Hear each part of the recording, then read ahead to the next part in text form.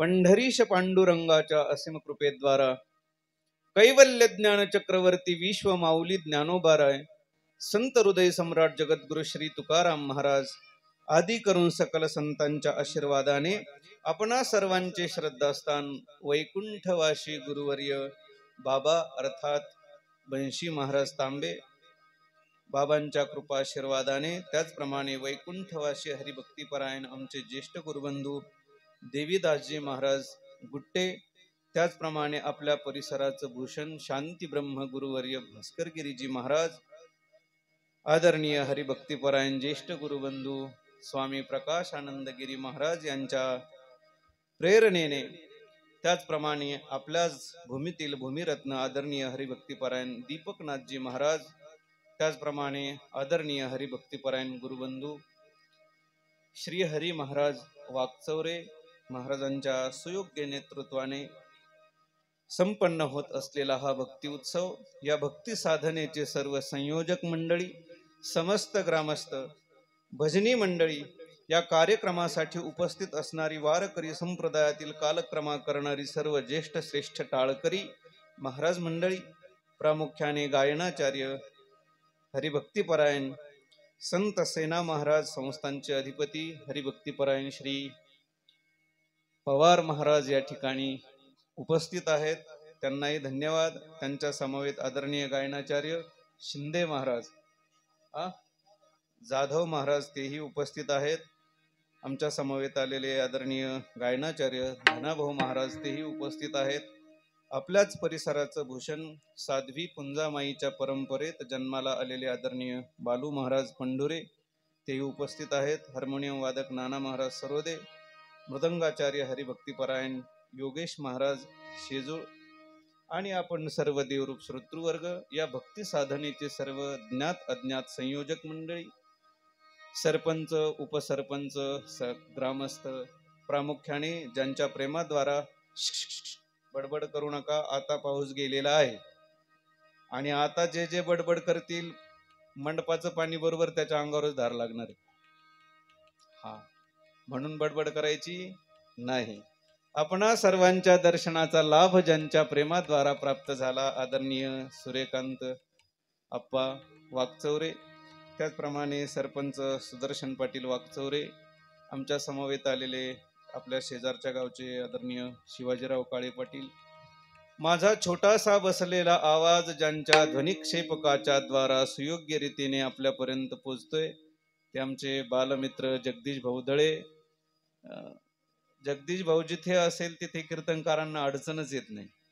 पूर्वीचा काळ असा असायचा की कुठेतरी कीर्तनाला गेलं की आता कोण सिस्टीमवाला मिळेल अशी अडचण निर्माण व्हायची, पण जगदीश भाऊंनी हळूहळू हळूहळू करता आपल्या सुविधांची एवढी उंची वाढवली, आता 2-3 तालुक्यात तरी जगदीश भाऊंसारखी साऊंड सिस्टीम आपल्याला पाहायला मिळत नाही.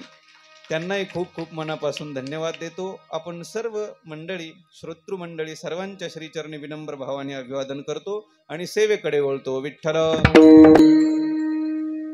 सेवेसाठी निवडलेला अभंग संत श्रेष्ठ जगद्गुरु श्री तुकाराम महाराजांचा असून, या अभंगाद्वारा संत श्रेष्ठ जगद्गुरु श्री तुकाराम महाराज साक्षात भगवंताच्या समोर उभे राहून आपल्या मनाची चंचलता पाहून मनाला सावधानतेचा इशारा देतात.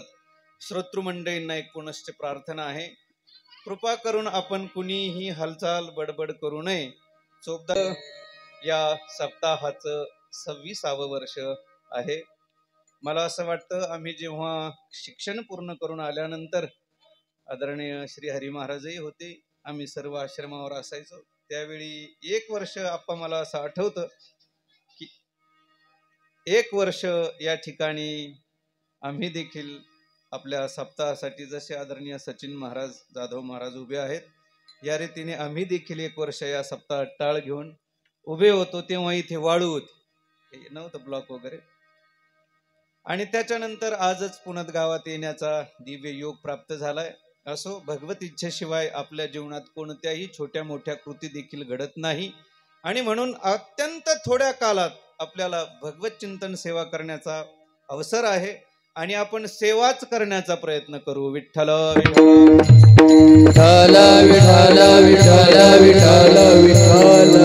आजच्या अभंगाद्वारा जगद्गुरु श्री तुकाराम महाराज आपल्या मनाला एक विशिष्ट प्रकारची सावधानता देतात.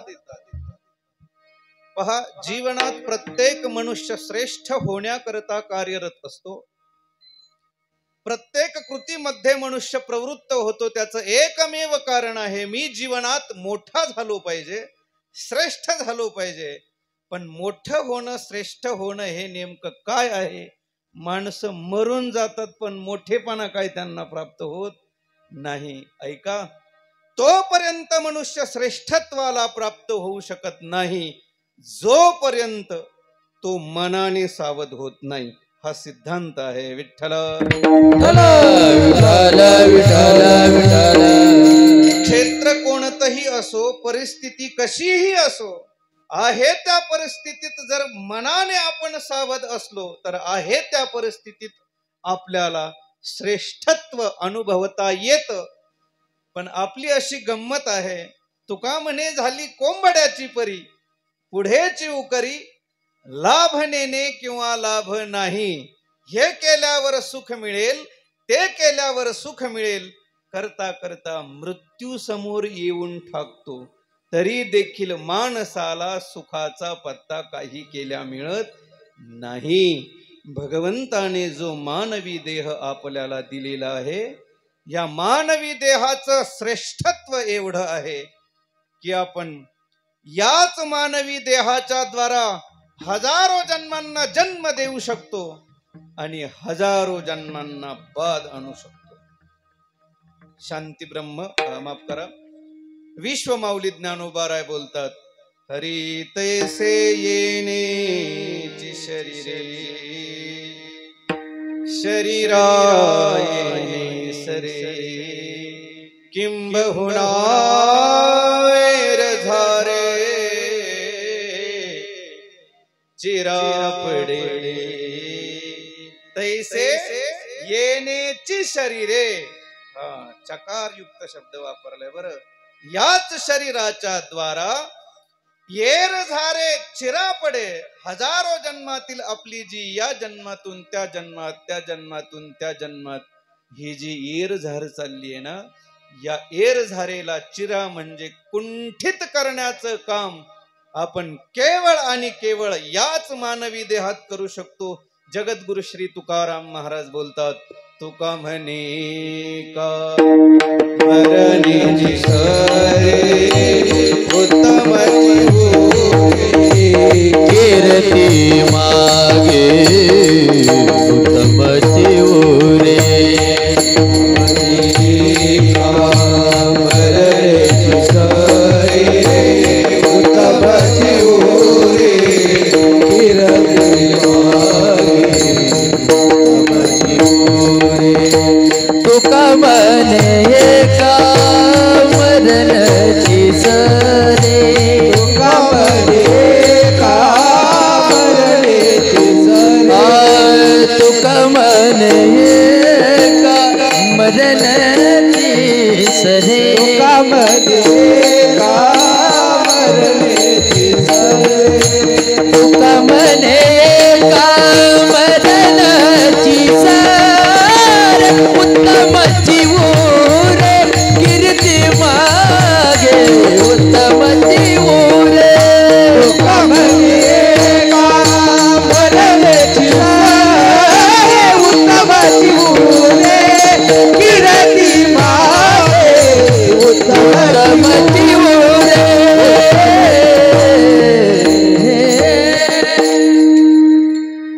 तुका म्हणे एका मरणेची सरे, उत्तमची उरे, कीर्ती मागे. याच मानवी देहाच्या द्वारा आपण हजारो जन्मांना जन्म देऊ शकतो आणि हजारो जन्मांचा बाध करू शकतो.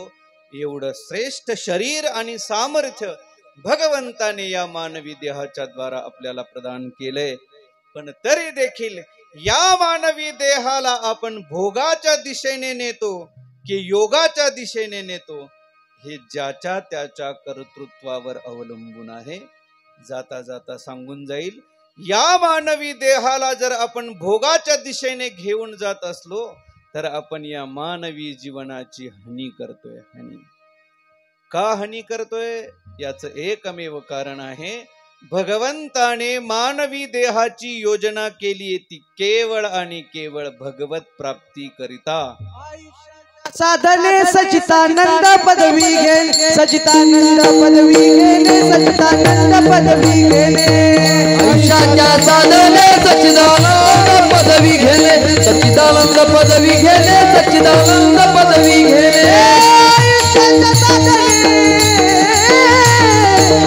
आयुष्याच्या साधने सचिदानंद पदवी, सचिदानंद पदवी घेणे, सचिदानंद पदवी घेणे. आयुष्याच्या साधने सचिदानंद पदवी घेणे, सचिदानंद पदवी घेणे, पदवी घेणे. आयुष्याच्या साधने सच्चिदानंद पदवी घेणे. देवे दिला देह भजना गोमटा, तो या झाला फाटा बाधिकेचा, तो या झाला फाटा. देवे दिला देह भोजना गोमटा. बरोबर आहे का? जे जे झोपलेत त्यांनी त्यांनी उत्तर द्या. बोला. देवे दिला देह कशासाठी दिलाय? भोजन करण्यासाठी की भजन करण्यासाठी? आणि आपलं काय चाललंय?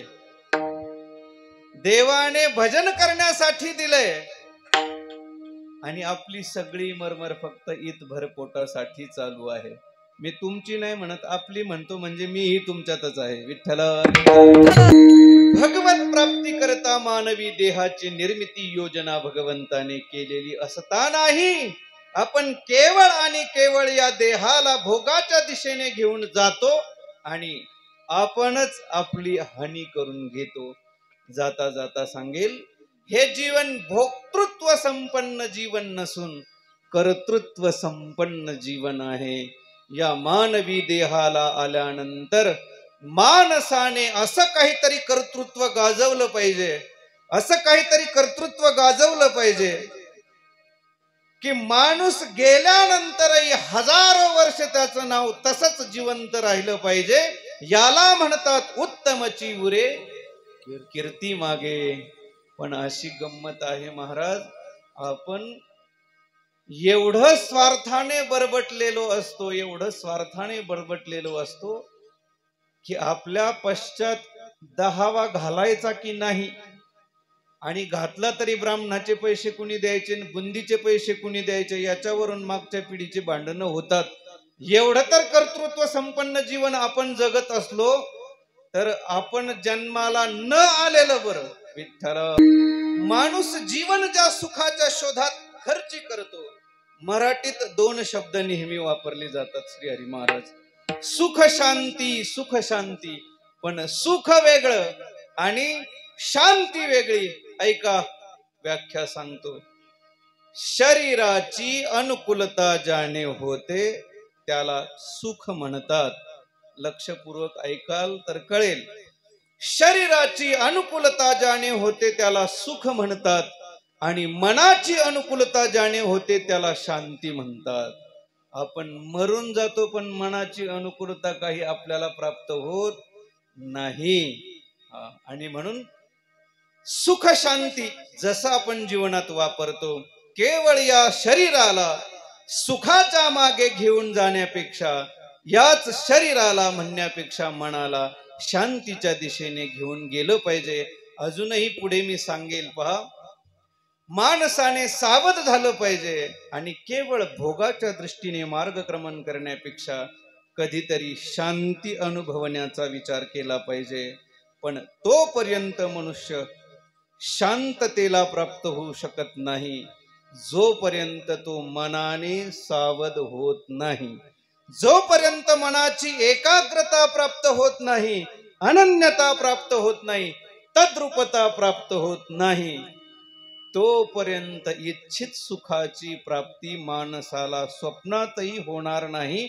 हा सिद्धांत आहे विठ्ठल. जेवढं माणसाचं मन चंचल असेल तेवढं ते दुःखी असेल.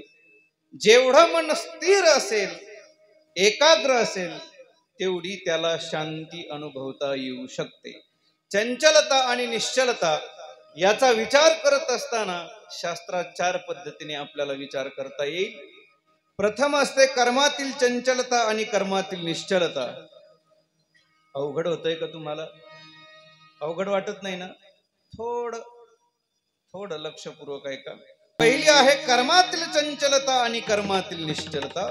दुसरी आहे अष्टांग योगातील चंचलता आणि अष्टांग योगातील निश्चलता. तिसरी आहे ब्रह्मज्ञानातील चंचलता आणि ब्रह्मज्ञानातील निश्चलता.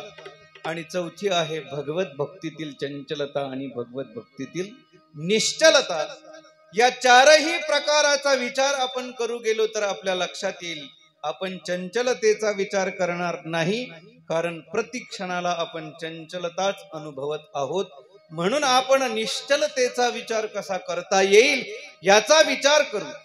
पहिली आहे कर्मातील निश्चलता. काय होतं माणसाचं मन जेव्हा कर्मात अनन्य होतं, एकाग्रतेला पोहोचतं, तेव्हा त्याला जगाची खंत राहत नाही. प्रसिद्ध प्रसंग आहे.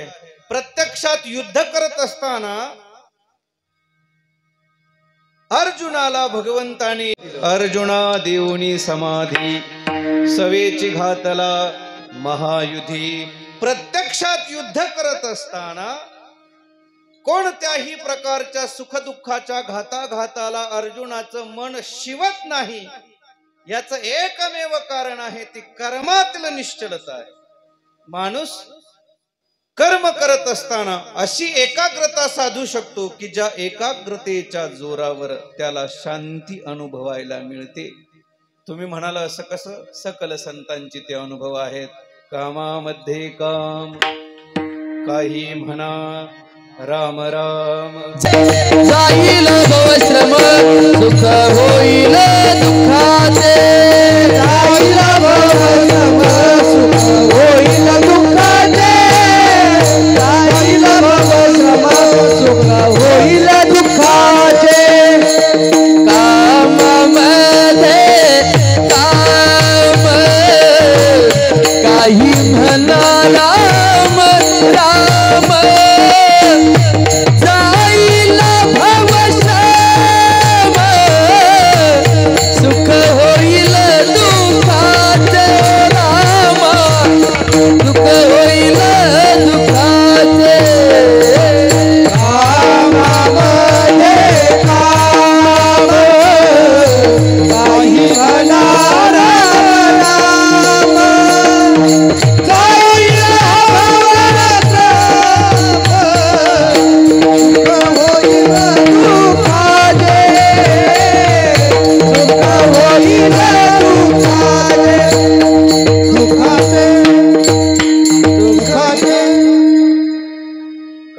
कर्म करत असताना माणसाचं मन निश्चलतेला प्राप्त होऊ शकतं.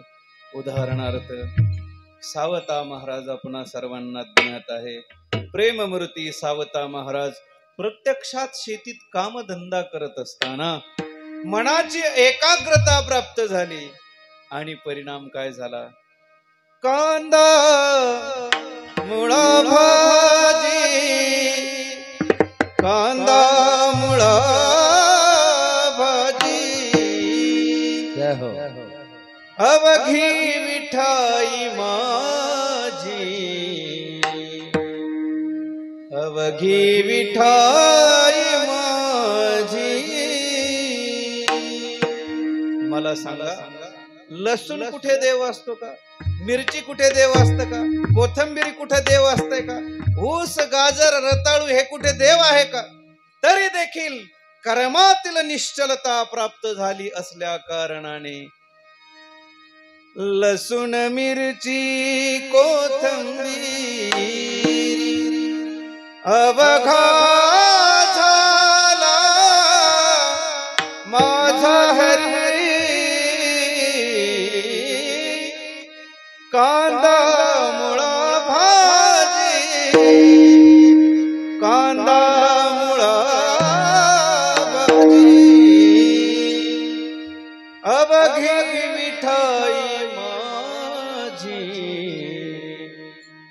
अवघी विठाई माझी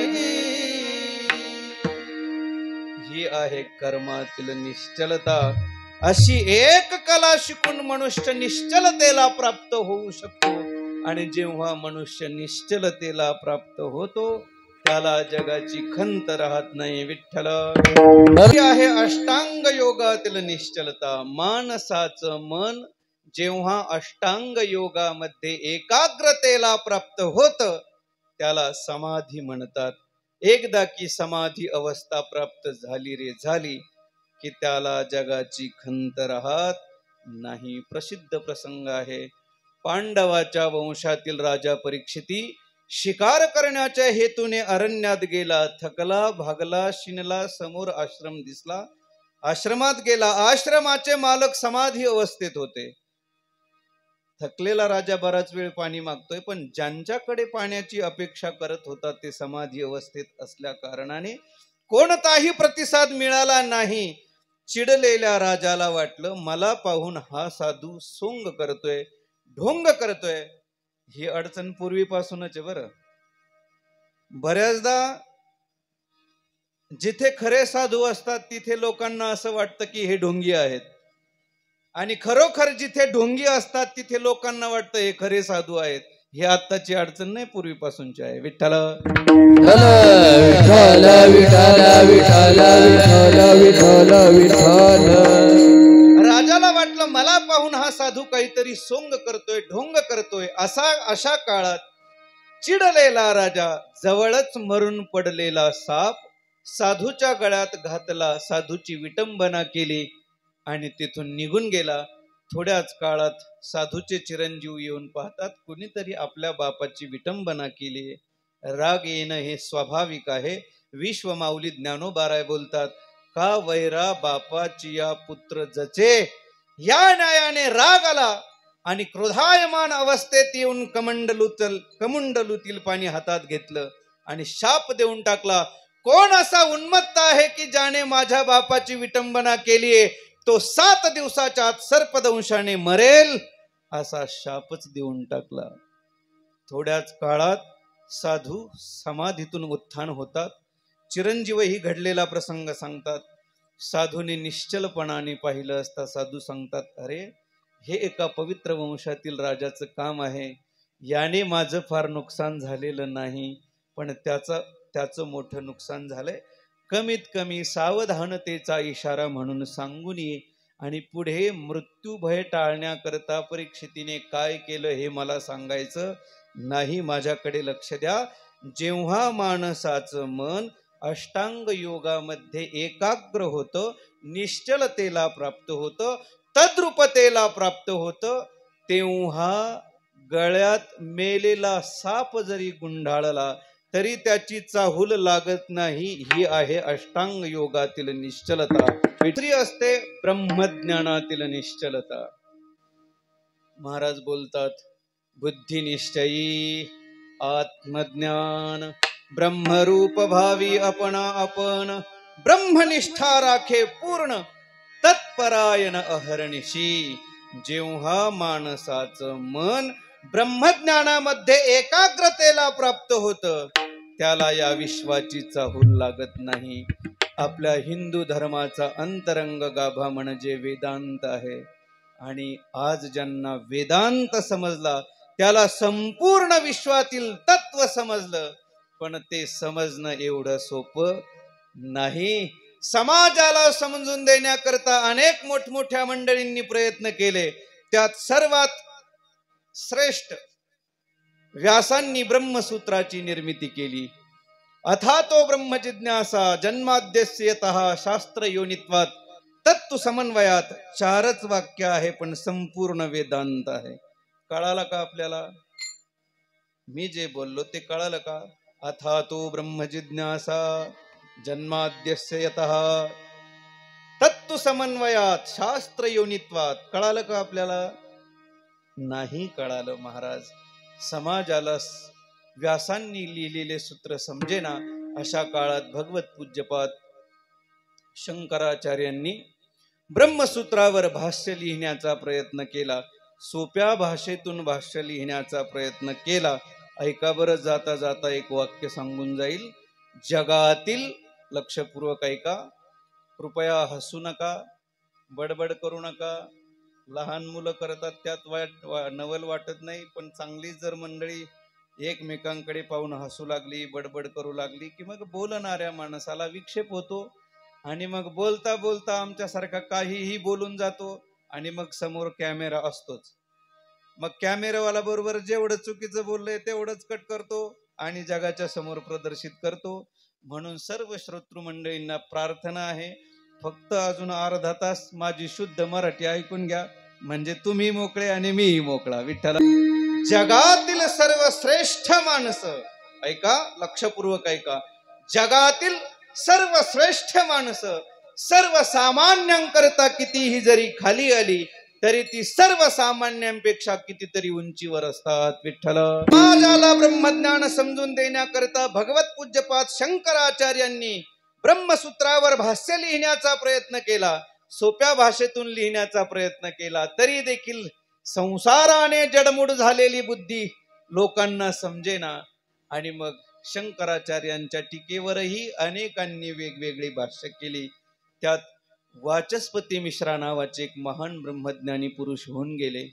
वाचस्पती मिश्रा यांचा टीका लिहिण्याचा इतिहास फार कौतुकास्पद आहे.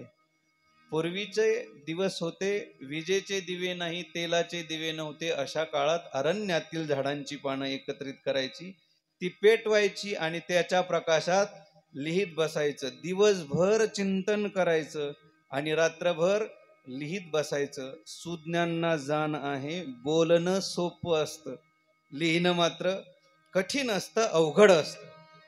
लिहिता लिहिता लिहिता 30 वर्षाचा काळखंड लोटला. एके दिवशी अरण्यातील झाडांची पानं कमी मिळाल्यामुळे ती संपल्यामुळे अंधार पडला. त्यावेळी वाचस्पती मिश्रांनी विचारलं, अंधार कसा पडला इथे?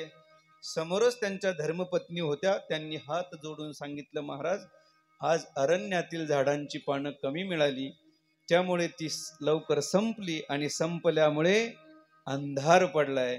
त्यावेळी वाचस्पती मिश्रांनी विचारलं, आपण कोण? काय वृत्ती असेल त्या महात्म्याची?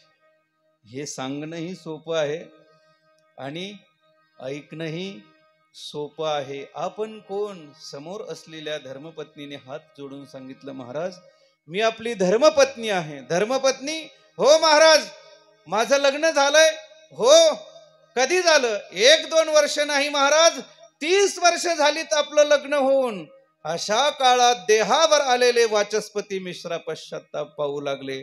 धर्मेच अर्थेच कामेच ना विचारामी. मी प्रत्यक्षात शपथ घेऊनही तुझं कर्तव्य पाळू शकलो नाही. हरकत नाही, या 30 वर्षाच्या कालखंडात मी जो ग्रंथ लिहिला ना, त्या ग्रंथाला तुझं नाव देतो. आणि त्यांनी जो ग्रंथ लिहिला त्या ग्रंथाला नाव दिलं भामती. भानामती नव्हे किंवा भामामती नव्हे, हा, भामती. भा म्हणजे ज्ञान, मती म्हणजे बुद्धी. आपल्या देशाचं नाव भारत. भा म्हणजे ज्ञान आणि रत म्हणजे रममान होणारा. ज्ञानात रममान होणारा जो देश आहे त्याचं नाव भारत आहे. विठ्ठल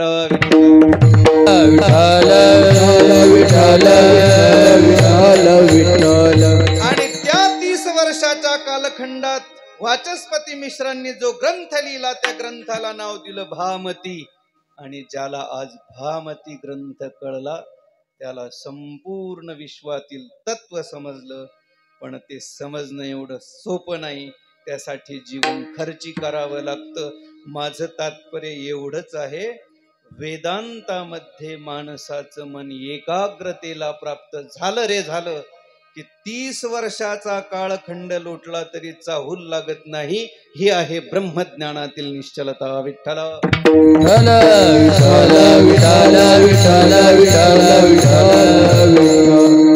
आणि याच्या पुढे असते भगवत भक्तीतील निश्चलता. काय होतं? भगवत भक्त जेव्हा भक्तीमध्ये एकाग्र होतो, अनन्य होतो, तद्रूपतेला प्राप्त होतो, तेव्हा त्याला जगाची दाट फिर्यादही लागत नाही. आपल्या शेजारच्या जिल्ह्यातील प्रसिद्ध प्रसंग आहे. वैराग्य राग राजर्षी गोरोबा काका महाराज चिखल तुडवत असताना भगवत भक्तीतील एवढी अनन्यता प्राप्त झाली, एवढी अनन्यता प्राप्त झाली की प्रत्यक्षात ज्या मुलाला जन्म दिला तो मुलगा कधी पायाखाली आला याची चाहूल लागली नाही. नव्हे नव्हे मुलाचा पायाखाली कधी चिखल झाला याची देखील जाण झाली नाही. कसं तर ऐका. तुम्ही म्हणाल जर मुलाचा पायाखाली चिखल झाला तर महाराज काय करत होते? त्याचं उत्तर आहे नवलाची गोष्ट ऐक सखे बाई, नवलाची गोष्ट ऐक सखे बाई, कुंभाराने बाळ तुडविले पायी, कुंभाराने बाळ तुडविले पायी. नवलाची गोष्ट, नवलाची गोष्ट ऐक सखय बाई, कुंभाराने बाळ तुडविले पायी. नवलाची गोष्ट, नवलाची गोष्ट.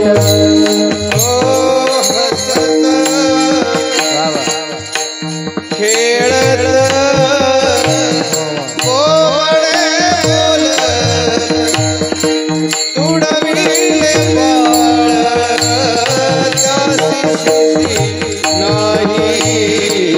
नवलाची गोष्ट ऐक सखे बाई, कुंभाराने बाळ तुडविले पायी. नवलाची गोष्ट ऐक सखय बाई, कुंभाराने बाळ तुडविले पायी. नवलाची गोष्ट, नवलाची गोष्ट.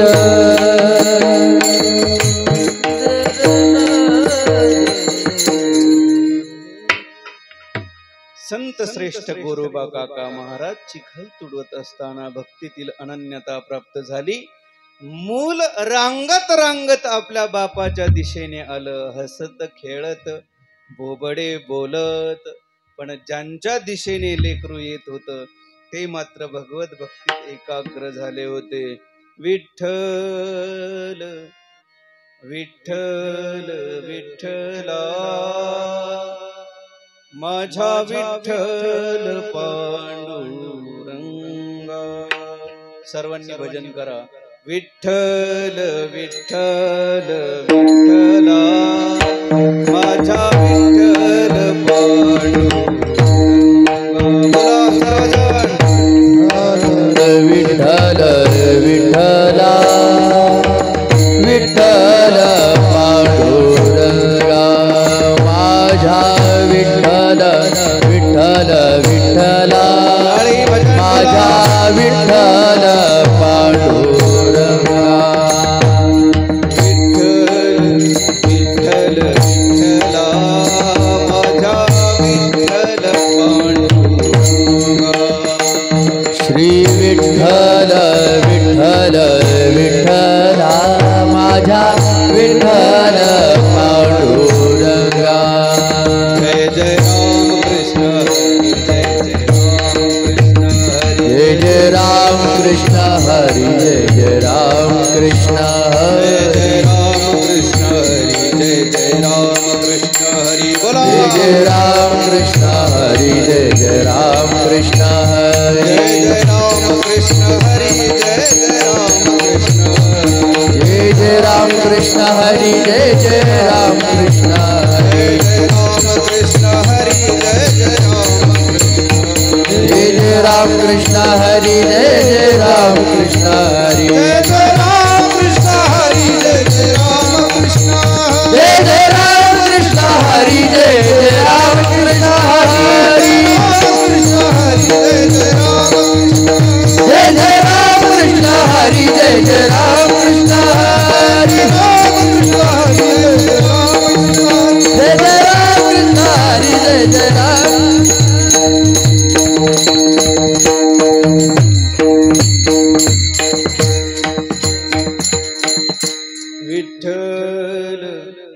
विठ्ठल विठ्ठला माझा विठ्ठल पांडुरंगा. भगवत भक्तीतील अनन्यता प्राप्त झाली. प्रत्यक्षात ज्या मुलाला जन्म दिला तो कधी पायाखाली आला याची जाण झाली नाही. नव्हे मुलाचा पायाखाली कधी चिखल झाला याची शुद्धी राहिली नाही. तुम्ही म्हणाल महाराज एवढे एकाग्र झाले होते का, झोपी गेले होते का, काय करत होते? त्याचं उत्तर ऐका. भजनी गायनी गोरोबा रंगले एक रूप झाले विठोबाचे वाई नवलाची गोष्ट. ही आहे भगवत भक्तीतील एकाग्रता, अनन्यता, निश्चलता. आणि अशी निश्चलता ज्यांना साधत असते ते या जगापासून कितीतरी उंचीवर असतात. विठ्ठल विठ्ठल विठ्ठल विठ्ठल विठ्ठल विठ्ठल. आणि म्हणून माणसाने आपलं जीवन केवळ चंचलतेच्या दिशेने नेऊन खर्ची करण्यापेक्षा निश्चलतेचा विचार मानवाने केला पाहिजे. नाही भक्तीत एकाग्र आपण मनाला करू शकत, नाही ब्रह्मज्ञानात आपल्या मनाला एकाग्र करू शकत, नाही अष्टांग योगात आपल्या मनाला एकाग्र करू शकत. कमीत कमी कर्मात तरी माणसाने आपल्या मनाला एकाग्र केलं पाहिजे. का तर दिवसभर बिना कामाचा माणूस कोणी आहे असं मला वाटत नाही. कौटुंबिक जीवन जगायचे, जबाबदाऱ्या शिरावर आहे, खांद्यावर जू घेतलं म्हणजे ओढावंच लागतं. बरोबर ना काळे पाटील? हे जरी बरोबर असलं तरी आपली अंतःकरण वृत्ती जर त्या कर्माशी प्रामाणिक असेल, एकाग्र असेल तर ते कर्म देखील कर्म न राहता भगवत भक्तीच झाल्याशिवाय राहत नाही. मन करारे प्रसन्न, मन करारे प्रसन्न,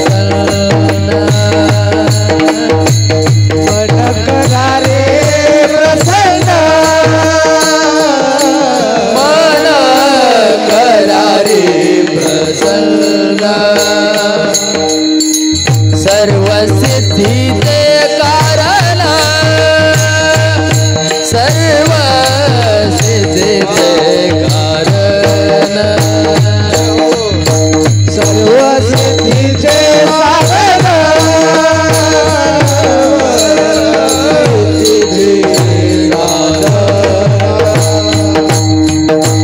मोक्ष अथवा बंधन,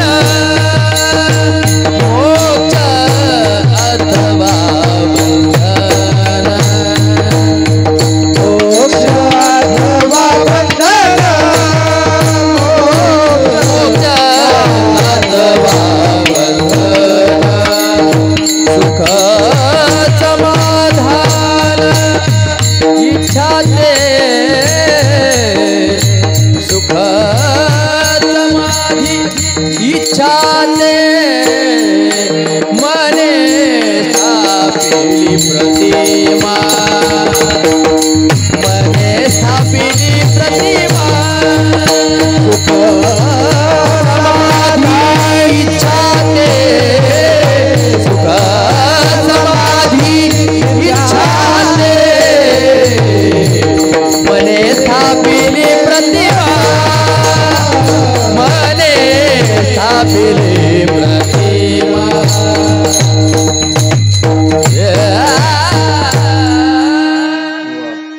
यांच्यासाठी एकदा जोरदार टाळ्या झाल्या पाहिजे.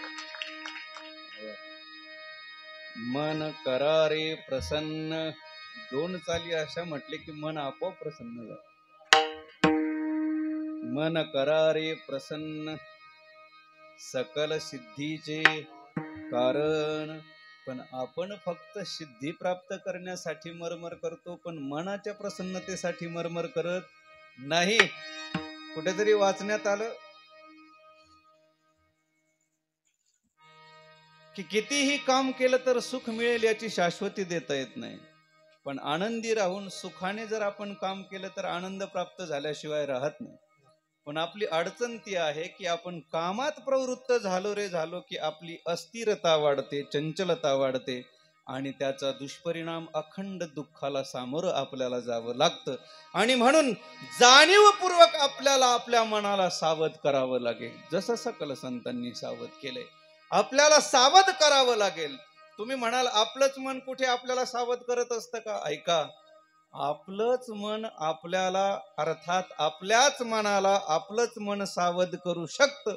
आपल्याच मनाने आपल्याच मनाला सावध केलं नाही तर मग काय गावकरी सावध करतील का? आणि गावकऱ्यांनी सावध करून फारसा उपयोग होत नाही. हे मी पदरचं बोलत नाही, जगद्गुरु श्री तुकाराम महाराज बोलतात. मन वोळी मना, बुद्धी बुद्धी क्षणोक्षणा. आपल्याच मनाने आपल्याच मनाला इशारा केला पाहिजे, सावध केलं पाहिजे, तत्पर केलं पाहिजे. आणि मग हळूहळू आपलंच मन आपल्याच मनाला बदलवण्यासाठी काय करतं? प्रवृत्त करतं. हा, आणि याच रीतीने संत श्रेष्ठ जगद्गुरु श्री तुकाराम महाराज साक्षात भगवंताच्या समोर उभे राहून, पांडुरंगाच्या समोर उभे राहून आपल्या मनाची अस्थिरता पाहून आपल्या मनाला सावधानतेचा इशारा देतात. मना, संकल्प विकल्प करू नकोस, तुझ्याच्या समोर आलाय ना तो सुख राशी आहे. अभंगाचं पहिलं चरण. करी रे मना काहीच कल्पना, करी रे मना काहीच कल्पना, करी रे मना काहीच कल्पना, करी रे मना काहीच कल्पना, करी रे मना काहीच कल्पना, करी रे मना काहीच कल्पना, करी रे मना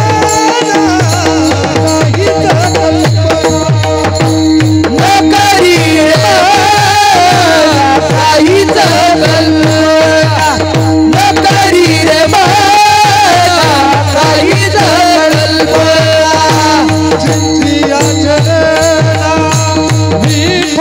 विठोबाच्या, चिंतिया चरणा विठोबाच्या, कथे सुखाचीया अमुपचिराची, कथे सुखाचीया अमुपचिराची, चिंतिया चरणा विठोबाच्या, चिंतिया चरणा विठोबाच्या, कथे सुखाचीया अमुपचिराची, कथे सुखाचीया अमुपचिराची, राशी राशी राशी राशी सुखाची.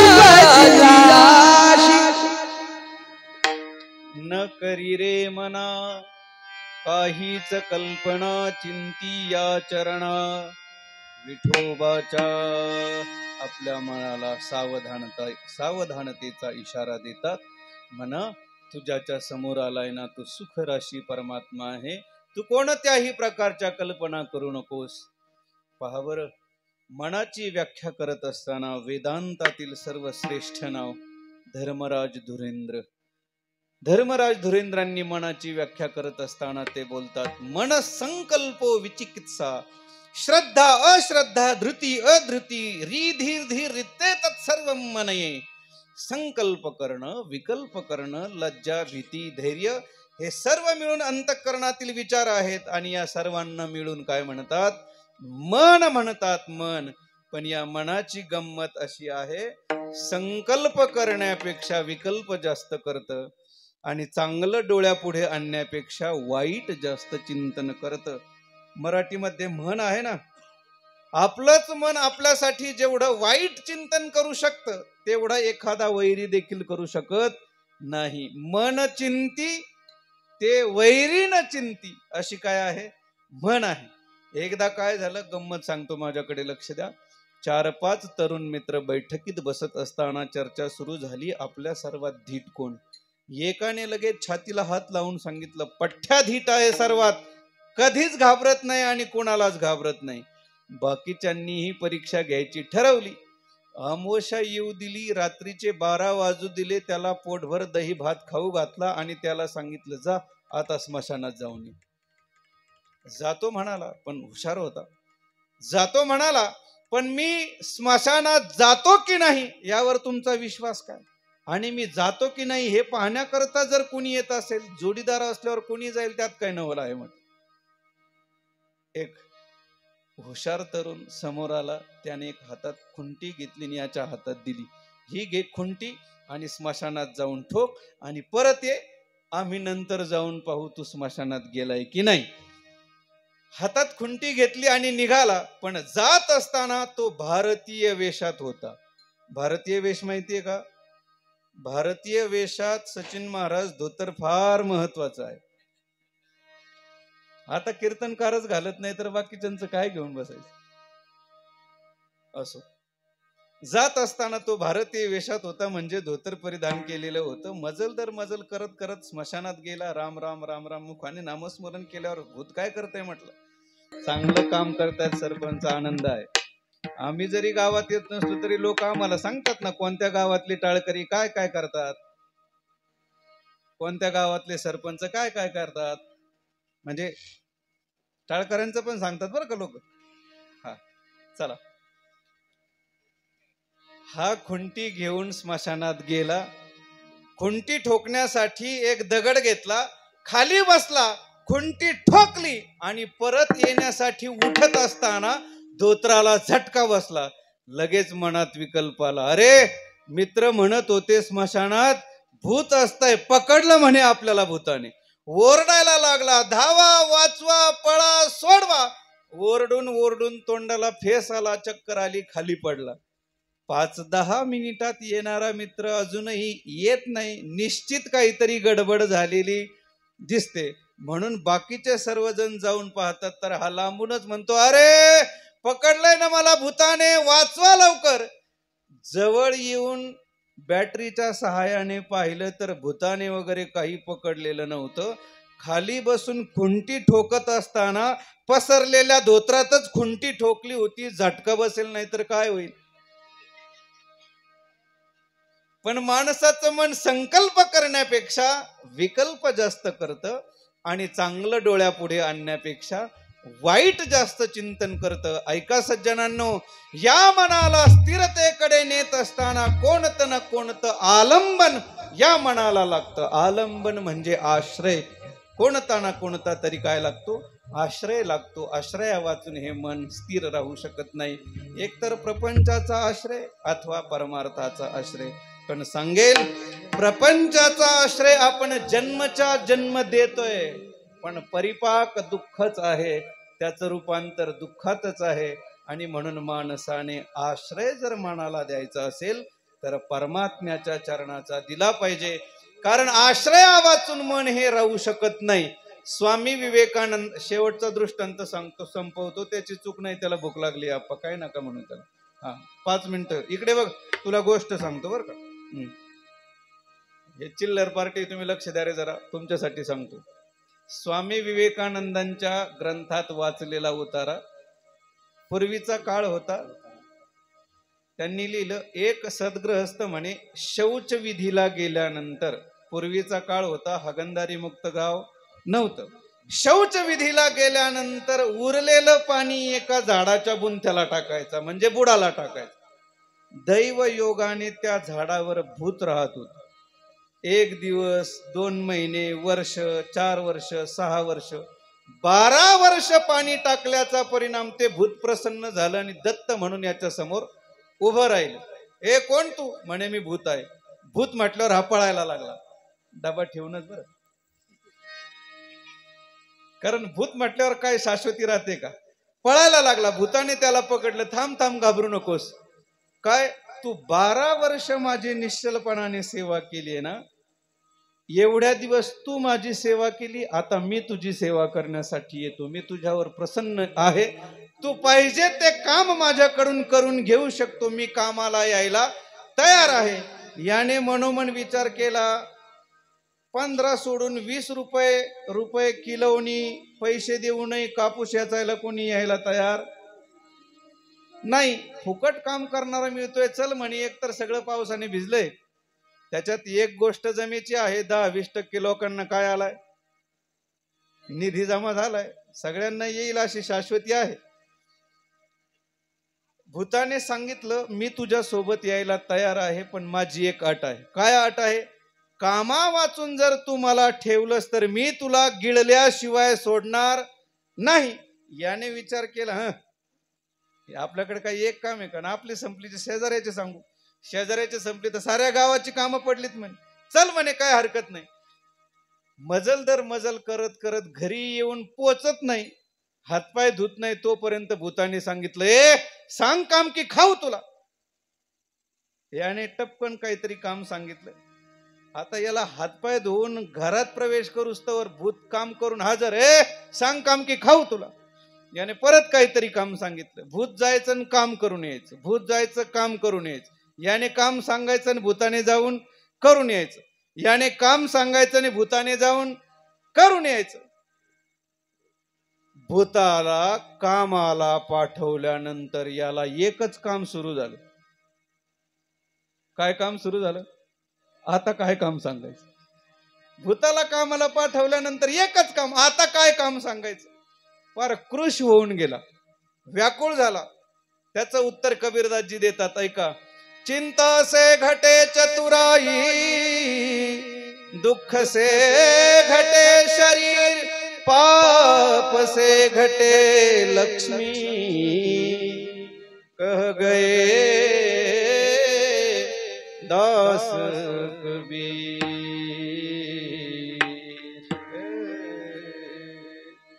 चिंता से घटे चतुराई, दुःख से घटे शरीर, आणि पुढे ऐका बरं, पाप से घटे लक्ष्मी. येथे अधोरेखित करा. शरीर कमी करण्यासाठी आता आपण प्रयत्न करतोय. चतुराईचंही कोणाला घेणं देणं राहिलं नाही, पण सगळे कशाच्या मागे पळतात? कशाच्या? लक्ष्मीच्या, म्हणजे धनाच्या मागे पळतात. बरोबर आहे की नाही? पण ज्याला असं वाटतं की माझ्या जीवनात कधीही दारिद्र्य माझ्या वाट्याला येऊ नये, त्याने सगळ्यात महत्वाचं घाबरलं पाहिजे ते पापाला. पाप से घटे लक्ष्मी. हा, चला. व्याकुळ होऊन गेला, क्रुश झाला. बऱ्याच दिवसाने एक मित्र भेटायला आला. त्याने विचारलं, काय रे राम भाऊ, तुला खायला मिळत नाही का? म्हणे, अरे काय सांगू म्हणे, याशी अशी अडचण निर्माण झाली, एक भूत प्रसन्न झालंय आणि ते काम सांगायला म्हणते. त्याला कामाला पाठवल्यानंतर मला एकच काम सुरू झालं, आता कोणतं काम सांगायचं? एवढंच ना म्हणे. हो, एक काम कर, आता भूत कामावून आलं रे आलं की एक मल्ल खांब घे आणि त्याला अंगणात रोवायला सांग, आणि जोपर्यंत दुसरं काम सांगत नाही तोपर्यंत शेंड्यापासून बुडापर्यंत, बुडापासून शेंड्यापर्यंत सारख्या येरझाऱ्या कर म्हणावं. एवढ्यात भूत आलं, सांग काम की खाऊ तुला. तो म्हटला, ये तुझीच वाट पाहत होतो. काय? हा मल्ल खांब घे, अंगणात रो, आणि जोपर्यंत मी तुला दुसरं काम सांगत नाही तोपर्यंत बुडापासून शेंड्यापर्यंत, शेंड्यापासून बुडापर्यंत सारख्या येरझाऱ्या कर. भूताने हात जोडले. भूत म्हटलं, आता मी तुझ्या जवळ राहत नसतो. का? तुला कोणीतरी गुरु भेटलेला दिसतोय. हा, तात्पर्य एवढंच आहे की कामा वाचून भूत राहू शकत नाही. कामा वाचून भूत राहू शकत, कामा वाचून भूत राहू शकत. बऱ्याच भूतांना अजून गांगच नाही, कळालंच नाही कुणाचं चाललंय. काम करू नका असं नाही, पण जरा आंघोळ केल्यावर देवपूजा करा, मंदिरात पाया पडा, शेजारी कोणी आला तर राम राम श्याम श्याम करा, घरी कोणाला चहा प्यायला बोलवा. काही भूत असे आहेत की जग उठायच्या आधीच कामाला झोपत, आणि सारं गाव झोपी जातं तेव्हा घरी येतो. झोपतो की नाही काय माहित. हे कोणाचं सांगतोय? भूताचं सांगतो. कामा वाचून भूत राहू शकत नाही, तसं मनाला कोणता ना कोणता तरी आश्रय लागतो. मराठीत म्हण आहे, रिकाम मन सैतानाचं घर असतं, आणि म्हणून शहाणी माणसं आपल्या मनाला रिकाम बसू देत नाही. या मनाला कुठेतरी गुंतवत राहावं लागतं, आणि जर आपण गुंतवलं नाही तर ते वाढीव उद्योग केल्याशिवाय राहत नाही. मग मी सांगेल, इतस्तता मनाला गुंतवण्यापेक्षा भगवंताच्या चरणाचा आश्रय मनाला द्या आणि मनाला सांगा, सुखासाठी तू जी धावाधाव करतोय ना, इकडे तिकडे धावू नकोस. तू ज्याच्या समोर आहे तो भगवान कसा आहे, तर तू त्याच्या चरणाजवळ गेल्यावर सुखाच्या राशीच्या राशी तुला उपभोगायला येते सुखाची आमुपची राशी, येते सुखाची आमुपची राशी, येते सुखाची आमुपची राशी, येते सुखाची आमुपची राशी, येते सुखाची आमुपची राशी, येते सुखाची आमुपची राशी, येते सुखाची आमुपची राशी, येते सुखाची अमुची राशी. पुढे कल्पनेची ठाव नाही, पुढे कल्पनेची ठाव नाही, पुढे कल्पनेची ठाव नाही, पुढे कल्पनेची ठाव नाही. पुढे कल्पनेची ठाव नाही, येते सुखाची अमुपची राशी, येते सुखाची अमुपची राशी, येते सुखाची अमुपची राशी, येते सुखाची अमुपची राशी, अमुपची राशी, अमुपची राशी. ज्यांना ज्यांना भगवंताने दोन्ही हात व्यवस्थित दिलेत त्या सर्वांनी एकदा हात उंच करा. एकदम सरळ मंडपाला टेकले पाहिजेत. करावर एकदम सरळ, एकदम सरळ. आणि जोपर्यंत मी खाली घ्या म्हणत नाही तोपर्यंत खाली घ्यायचे नाही. मोठ्या प्रेमाने मुखाने टाळी आणि हाताने नामस्मरण करायचंय.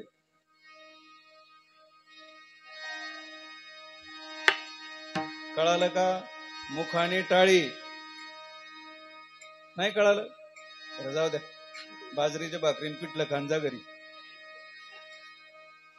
हाताने टाळी आणि मुखाने नामस्मरण. विठोबा रखुमाई, विठोबा रखुमाई, विठोबा रखुमाई, आणि विठ्ठल श्रीदेव तुकाराम भगवान की जय, महाराज की जय, महाराज की जय. पती पदे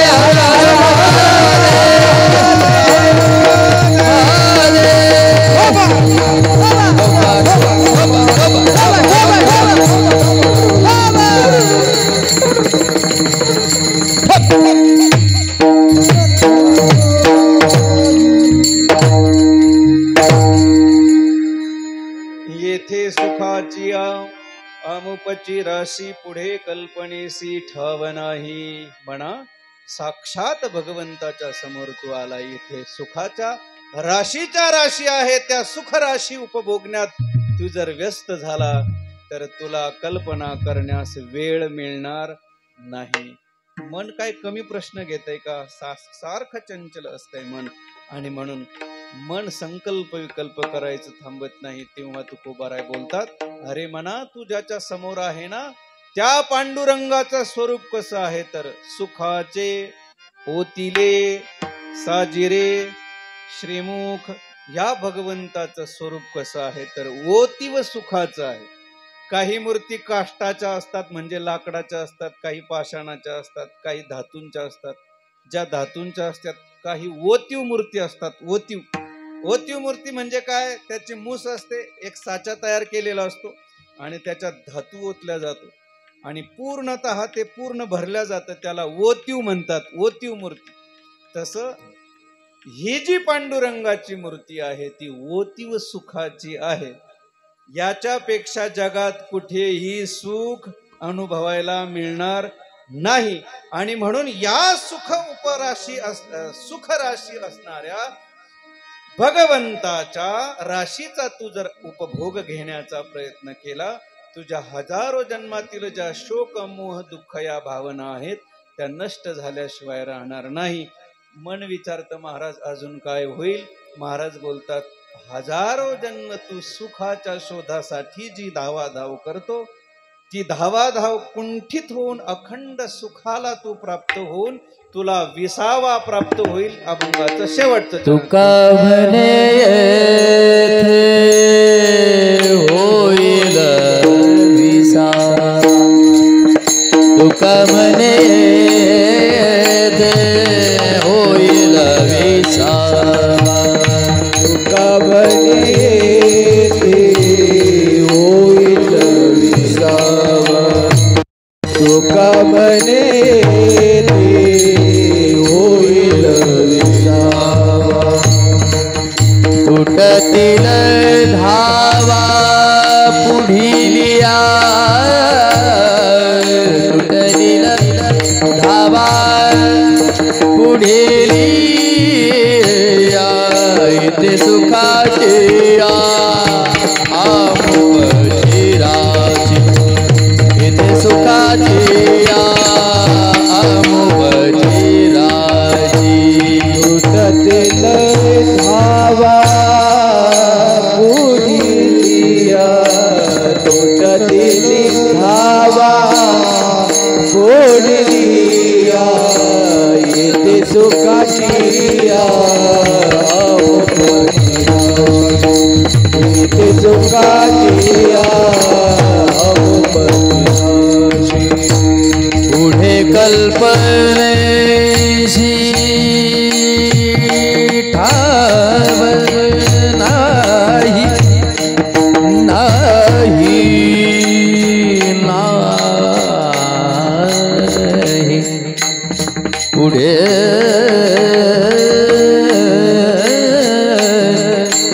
कल्पने जे ठाव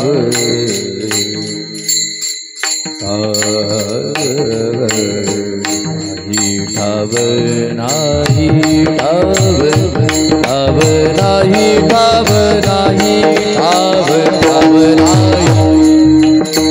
पुढे कल्पने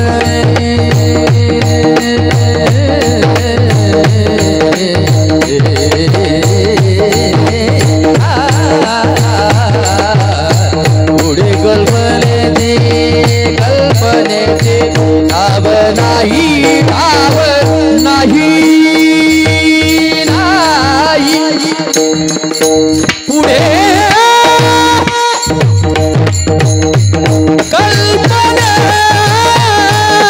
कल्पनेची ठाव नाही, ठाव नाही. ठाव नाही,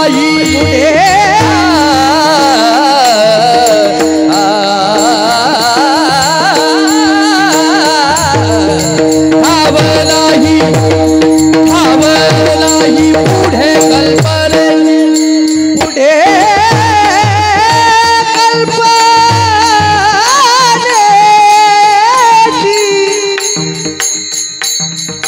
पुढे ठाव नाही.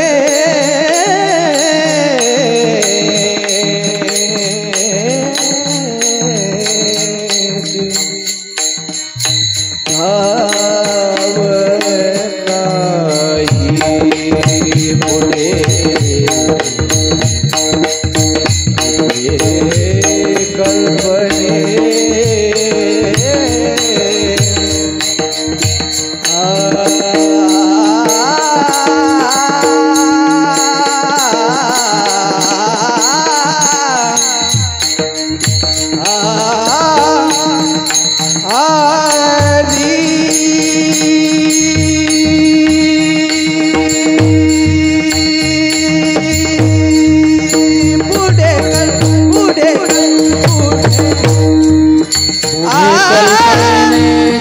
ठाव नाही. बोला बाबा महाराज.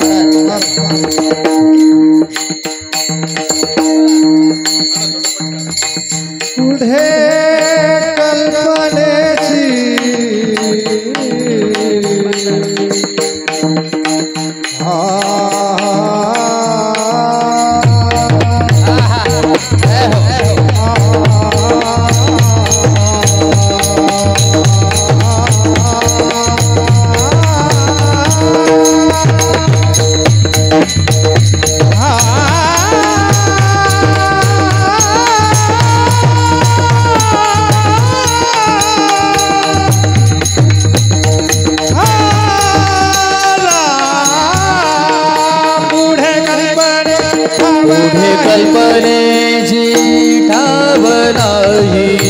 येथे कल्पनेची ताव नाही येथे सुखाचे आमुपजीराची येथे सुखाचे